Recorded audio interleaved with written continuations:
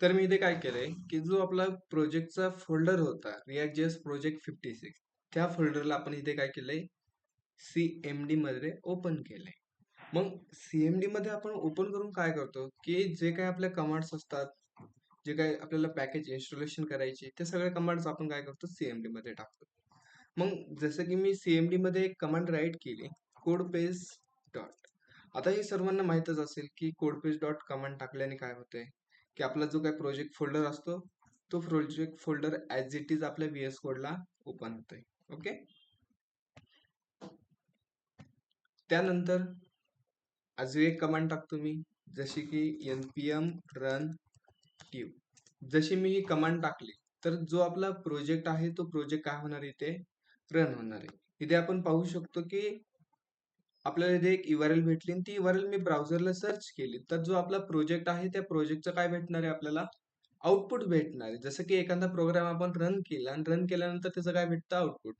मग त्याच प्रकारे आपला जो प्रोजेक्ट आहे तो प्रोजेक्ट रन केला की त्याचा आपल्याला काय भेटलं अशा प्रकारे एक रिझल्ट भेटलाय किंवा आपण आउटपुट भेटलाय. तर लास्ट लेक्चर मध्ये आपण काय केलं होतं की एक अशी डिझाईन इम्प्लिमेंट केली होती आणि त्या डिझाईन मध्ये असे स्लायडर, त्यानंतर फीचर प्रोडक्ट, न्यू प्रोडक्ट आणि बेस्ट सेलिंग प्रोडक्ट असे आपण 3 सेक्शन होम पेज मध्ये होते. त्यानंतर जो काम काय केलं होतं प्रोडक्ट पेज मध्ये पण एक असं काहीतरी काम केलं होतं आणि त्यामध्ये असे आपण छोटे छोटेसे काय केले होते कार्ड दाखवले होते. राईट. तर फर्स्ट आपण बघू. तर जे आपलं होम पेज होतं त्या होम पेज मध्ये जो स्लायडर होता त्या स्लायडरला आपण एक API कॉल करून त्याला आपण डायनॅमिकली केलं होतं. राईट. त्यानंतर जस्ट ते छोटस काम आहे की आपण कार्ड नावाचा कंपोनंट बनवला होता. जसं की आपण कोडला थोडंसं एक्सप्लोअर करू. जसं की काय केलं होतं मी app.js मध्ये आपण रस्ते बनवले होते. जसं की कोणते कोणते रस्ते कुठे जाणार आणि कोणत्या रस्त्याने कोणतं पेज शो करायचं. जसं की इथे मी सांगितलंय एखादा युजर स्लॅश वर आला तर त्याला होम पेज शो कर. एखादा युजर स्लॅश प्रोडक्टला आला तर त्याला कोणतं पेज शो कर, प्रोडक्ट नावाचं पेज शो कर. ओके. त्यानंतर आपण पेजेस नावाच्या फोल्डरमध्ये जेवढे काही आपले पेजेस असतील जसे की main pages home page, product, about, contact आणि कॉमन नावाच्या फोल्डरमध्ये जे काही कॉमन नावाचे कंपोनंट असणार जसे की कॉमन असतात नावबार, फुटर. जसे की आपण आता वेबसाईटला आलो, आता बघा होम पेज मध्ये पण नावबार आहे आणि फुटर आहे. जसं मी प्रोडक्ट पेज मध्ये गेलो तिथे पण नावबार आहे आणि तिथे काय फुटर पण आहे. जसं मी अबाउट पेजला गेलो तिथे पण नावबार असणार आहे आणि फुटर असणार आहे.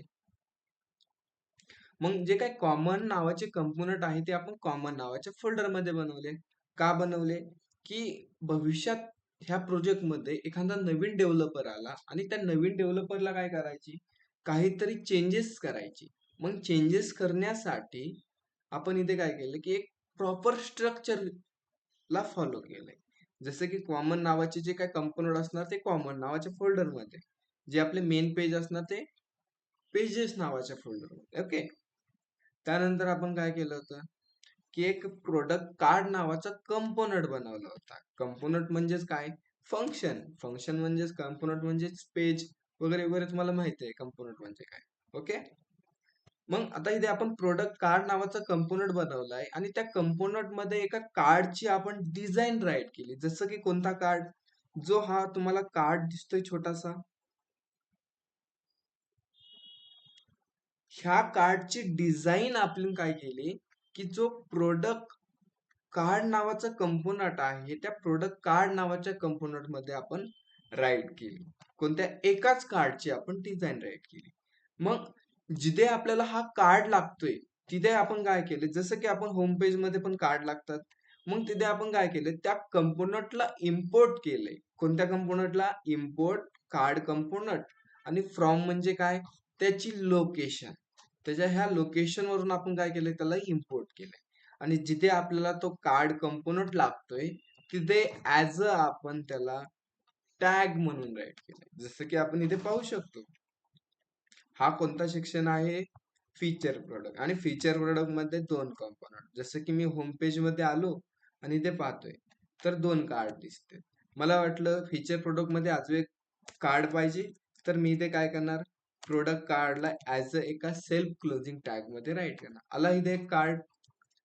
त्यानंतर इथे बघू शकतो न्यू प्रोडक्ट मध्ये पण आपण 3 कार्ड ऍड केलेत आणि बेस्ट सेलिंग प्रोडक्ट मध्ये एक केलाय. जसं की तो कार्ड काय झाला इथे शो झालाय. जस्ट जिथे फक्त काय केलंय आपण त्या प्रोडक्ट कार्डचा म्हणजे एका कार्डचा आपण कोड एका कंपोनंट मध्ये राईट केलाय आणि जिथे आपल्याला तो कार्ड लागतोय तिथे त्या कार्डला आपण इम्पोर्ट केलंय आणि ऍज अ त्याला सेल्फ क्लोजिंग टॅग म्हणून राईट केलंय.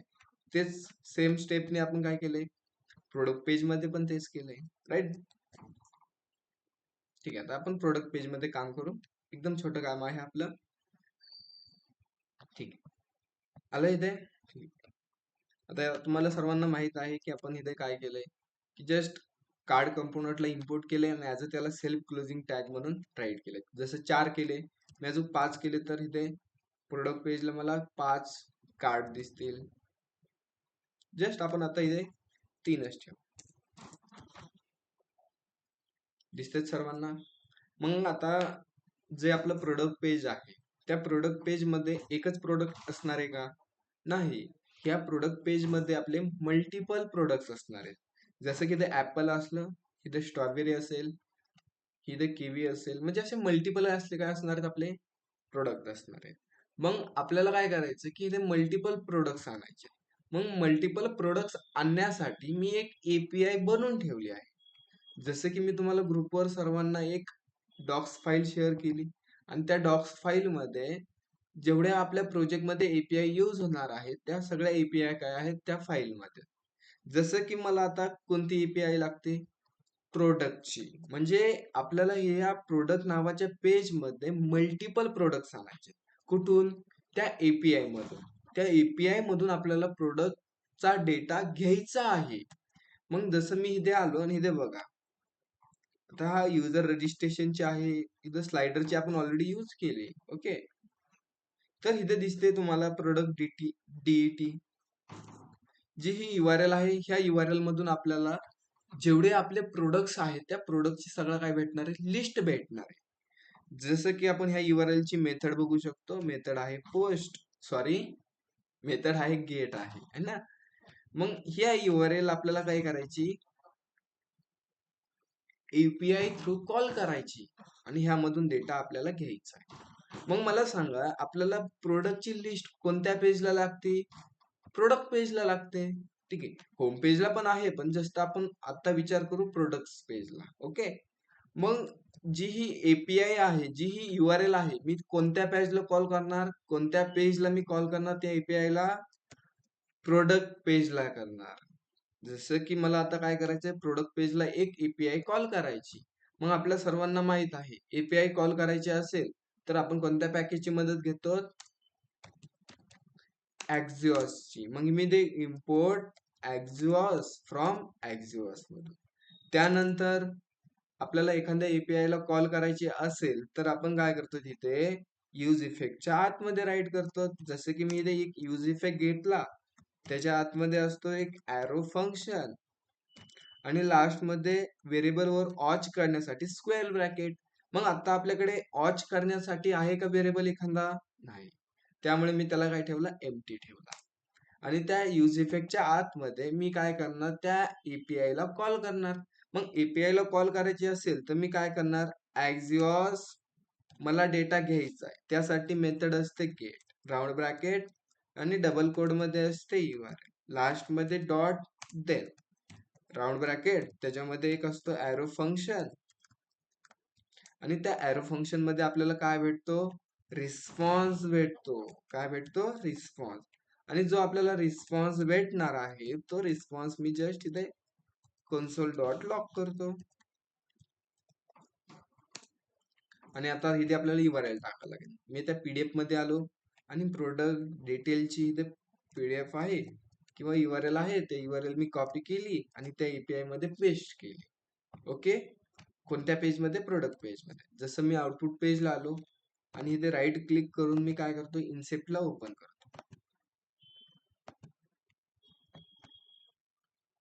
इन्सेप्ट मध्ये कन्सोल आपल्याला करायचं. ओके, अरे कन्सोल. जसं मी माझ्या वेबसाईटला रिफ्रेश केलं तर आपण इथे कन्सोल मध्ये पाहू शकतो जी आपली एपीआय आहे ती एपीआय कॉल झाली आणि एपीआय कॉल झाल्यानंतर आपल्याला एपीआय मधून काहीतरी रिस्पॉन्स भेटलाय इथे काहीतरी आपल्याला काय भेटलाय रिस्पॉन्स भेटलाय. आणि त्या रिस्पॉन्सच्या आतमध्ये आपण पाहू काय काय भेटलंय. Config, data, header, request, status आणि स्टेटस टेक्स्ट भेटलाय, राईट. ह्यामधला आपल्याला महत्वाचा असतो हा छोटासा डेटा. मग मी असं राईट करू शकतो, आम्हाला रिस्पॉन्स मधून डेटा प्रिंट कर. सेव्ह केला, आउटपुट पेजला आलो, डबल एकदा रिफ्रेश केलं मी इथे, एपीआय कॉल झाली आणि एपीआय कडून मला काहीतरी रिस्पॉन्स भेटला इथे काहीतरी 19 रिस्पॉन्स आलेत. किती आलेत? 19 रिस्पॉन्स. कोणत्या फॉर्मॅट मध्ये? एका ॲरे ऑब्जेक्ट मध्ये आलेत. इथे बघा एक ॲरे आणि त्या ऑब्जेक्ट दिसतोय. मग डेटा कशात आलाय? एका ॲरे ऑब्जेक्ट मध्ये आलाय. आणि काय आलाय? जसं बघू शकतो त्या ॲरे मध्ये 0 इंडेक्स नंबरला एक ऑब्जेक्ट आलाय आणि त्या ऑब्जेक्ट मध्ये card ID, create at, detail आली, प्राइस आली, product image, product label, product name आणि प्रोडक्ट टेबल आयडी आली. असा सगळं आपल्याला काय आला इथे डेटा आलाय.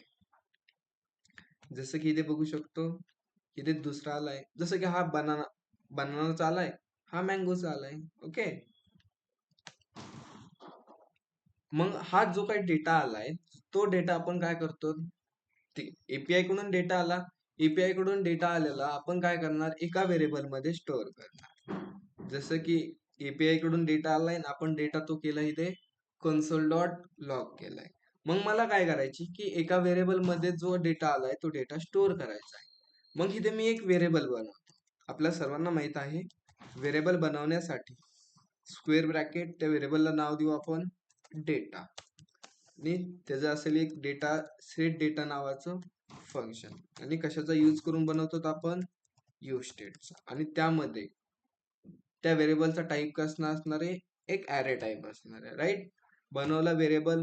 मग जशी यूज इफेक्टच्या आतमध्ये ती एपीआय कॉल होती आणि एपीआय कॉल झाल्यानंतर जसा हा कन्सोल डॉट लॉग होतोय त्याच टायमाला मी काय करतो, जो सेट डेटा नावाचा फंक्शन आहे त्याला मी काय करतो, रिस्पॉन्स मधून डेटा पास करतो. जसं मी आउटपुट पेजला आलो, एकदा रिफ्रेश केलं आणि जसं आपल्याला ते एपीआय मधून डेटा आलाय तो डेटा लगेच काय झालं, हा डेटा नावाच्या व्हेरिएबल मध्ये स्टोअर झाला.